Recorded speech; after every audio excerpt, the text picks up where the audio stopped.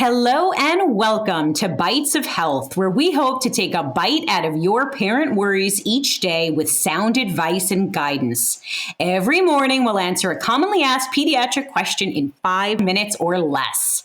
I'm Dr. Jess Steier, a public health scientist, and today I'm joined by our amazing pediatrician bestie, Dr. Anthony Porto. Hello, Anthony. Hi, Jess. How are you today? All right. Well, today we are going to talk about vegetarian diets for kids. The clock is ticking, so let's get to it. So, Anthony, for parents considering a vegetarian diet for their children, what should they keep in mind? So I think the first thing is that a vegetarian diet can be a healthy choice for kids, but it really needs to be well planned to ensure they receive essential nutrients that they need for growth and that they need for their daily life. It's more than just skipping meat, right? So it has to have much more thoughtful selection of different types of plant-based foods. Got it. So now, we've heard that vegetarian diets are becoming more popular. Also, certain cultures and religions have vegetarian diets.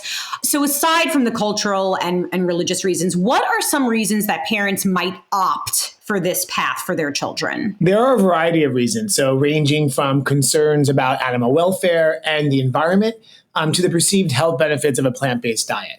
Whatever the reason is fine. And I think having that conversation and planning with your child, as well as planning with your child's pediatrician and dietitian, is going to be, again, essential for ensuring that it's a safe diet to follow. All right. So practically speaking, what tips do you have for parents who are considering a vegetarian diet for their kids? I think understanding your child, are they a picky eater or do they gravitate towards one type of food, right? So children typically go to vegetarian staples like bread or pasta, but it's really essential that it's a more well-rounded diet, right? So a vegetarian eating plan should include a variety of foods that have high protein sources, iron, zinc, vitamin B12, calcium, vitamin D, and omega-3 fatty acids. These are the nutrients that when you speak with your pediatrician and dietitian, that they'll discuss to make sure you're getting ample amounts of these specific ingredients. So how can we ensure that our child is getting these essential nutrients? Well, the good thing is it's in a lot of foods, right? So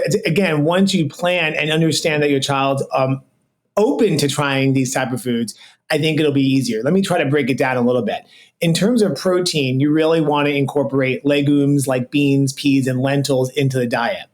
For iron, you really want to also include soy. Lentils also is a good source, as well as some chickpeas, beans, and nuts.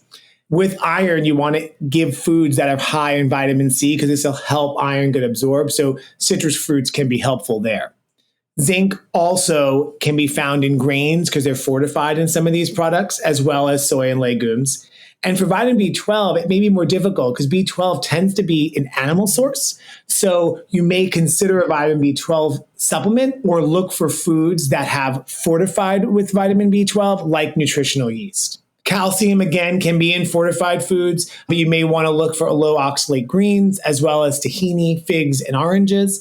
And then vitamin D can be found in a lot of the non-dairy milks because they're usually fortified, as well as in some fortified cereals and orange juice. Omega-3s is something that's found in fish. So if your child will eat fish, that can be helpful. Otherwise, this may need to be supplemented as well. All right. Well, now I'm hungry. Thanks, Anthony. All right. Well, that was a very comprehensive guide. So should parents consult their pediatrician when transitioning their child to a vegetarian diet? Absolutely. I mean, I think that first conversation is really helpful. Make sure your child is growing well at baseline and there's no nutritional concerns before transitioning to another diet.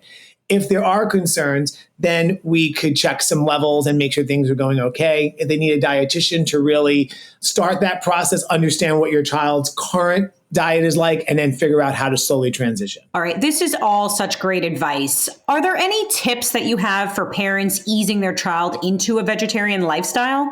I think with any diet change, I usually use like the light dimmer approach. It's not a light on and off. It's really, let's really move slowly and figure it out so we're doing it in a safe manner. So one way to do it is maybe considering starting meatless Mondays to gradually introduce vegetarian meals and then involve your child in meal preparation using recipes from an eating plan that you may get from your pediatrician, from the internet, or from your dietitian. This really allows them to figure out what flavors and textures they like, in terms of these plant-based foods. And then over time, you can increase the number of days and then feel that you're doing the transition in a more safe manner. All right. Well, I learned something. We hope you learned something, and we have lots more to share. You can get your Bite of Health every day, Monday through Friday. If you like what you've heard here, let us know. Leave us a review on Apple and be sure to tell your friends. Remember, there is no single or best way to parent. Parenting is a journey, and we are all just doing our very best.